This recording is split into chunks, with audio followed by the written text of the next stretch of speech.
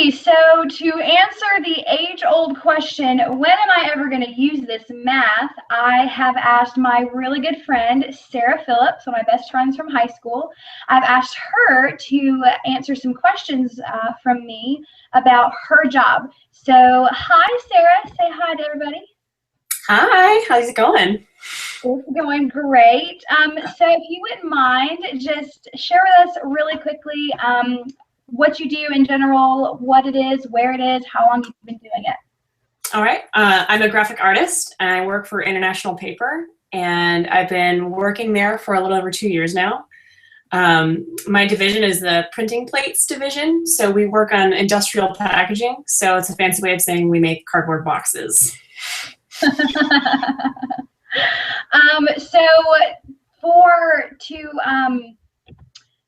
to start your graphic design career, what type of education is required to do that?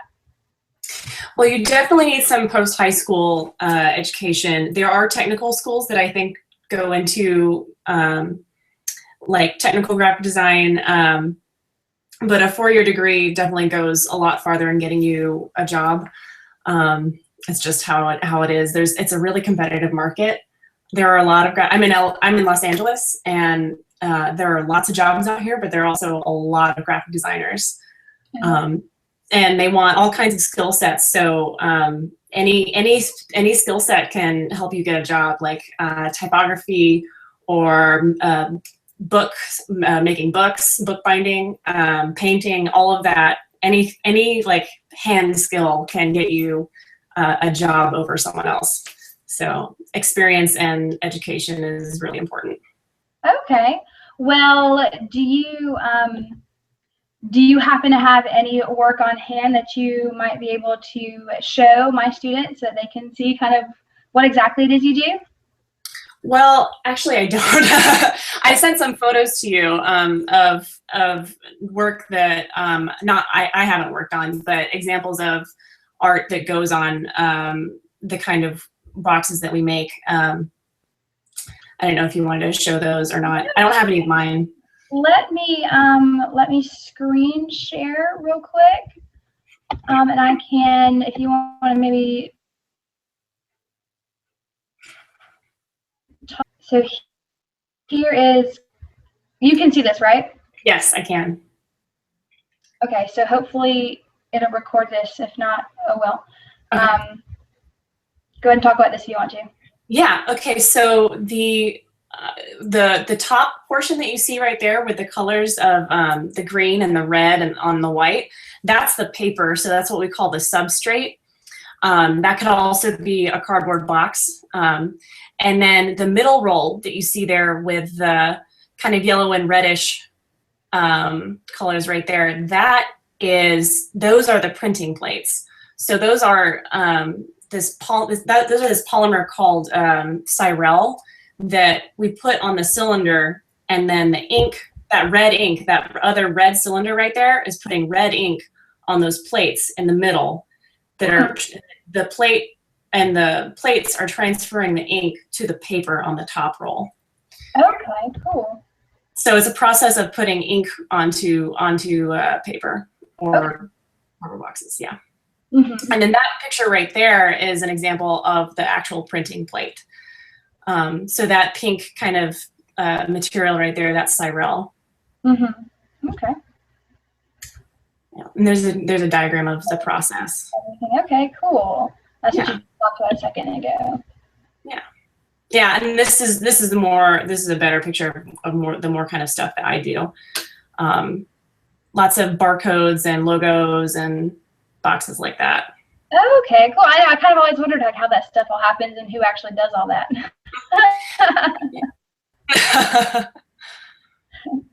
Cool. So the point of this, though, is to really talk about the math that is involved in what you do. And so when you sent me that picture earlier last week, I was like, oh, this is so exciting, yay, math. So can you go into a little more detail about what exactly it is that you do have to do regarding math and your job? So on a daily basis, I always have to check each job has its own Each job is going on that cylinder that I showed you. So each cylinder is a different size. And the typical cylinder is a 66-inch cylinder. So for all 66-inch cylinders, we have to distort the art by 97.67%. And then the structure, the box structure that we put on the rollers, we don't distort for a 66-inch cylinder. So I'm constantly having to manipulate the art to distort it. So I either shrink it or grow it so that when it's placed on the cylinder, so the sheet goes like, when it's flat, it's like this. But when it goes on the cylinder, it goes like this. Okay. So then the art that's sitting straight like this stretches when you put it on the cylinder. So that's why we have to shrink the art so that when it's stretched, it's the right distance. So I'm constantly having to multiply things by the correct distortion to make sure that they're right. And that's just on a daily basis. A simple example of how I have to do some light arithmetic. Yeah. So, and I'm thinking in terms now, I teach Algebra 1. So when you're talking about distorting and shrinking, putting that in Algebra 1 terms, like on a more simple level. So basically, you say you're dealing with like proportions and ratios, those types of things. Yeah, I use ratios a lot. And that's actually what I usually do. I do like the X over whatever equals what I'm looking for over 100. I'm constantly doing that. Awesome. Now you said something about, you mentioned sharing your Excel spreadsheet with your formulas and everything in that.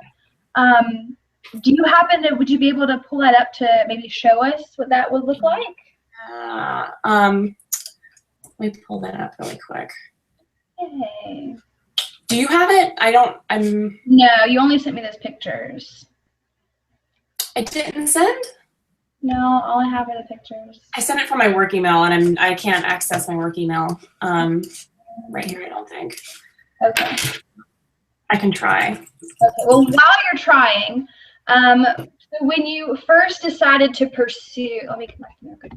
So when you first decided to pursue your career as a graphic artist, were you fully aware of all the math that was involved in it, or did some of it, as you dove in and got deeper into understanding what all it involved, did you kind of learn more about the math as you went along? Does that make sense? Yes, I definitely was not expecting to do most of the stuff that I'm doing. I wasn't sure, I didn't know that I was going to be going into this field necessarily, and this field is very technical, and since I'm the only artist on site, I have to solve pretty much all the technical issues come to me because there isn't really anyone else to do them. So I have to problem solve a lot. And so, yeah, it's a learning, I'm constantly learning new ways to improve what we're doing and solve technical issues that arise. And I have to work with our production team to figure out, where in the process are these numbers getting off. So it's a weeding out process a lot of the time.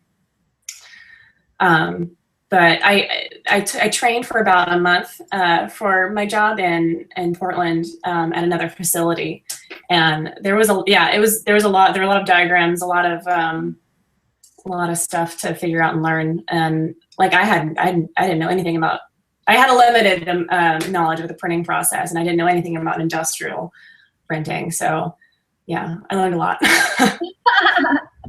Okay, and so that kind of springboard, that pops up another question in my mind. So mind you, you're talking to ninth graders, Algebra 1 students right now. So if you could give them a piece of advice as far as the future and maybe some things they need to be aware of, some things that they might not think is important right now, but practices, strategies, things that would benefit them later on. If you could give any piece of wisdom that you've learned since your high school days, what would you share with them? Well, I would definitely tell them to take advantage of the education that they're getting. And I just can't stress how competitive it is out there for jobs. And no matter what you do, you want to have a good education behind you. It's such a good foundation for stepping out into the world.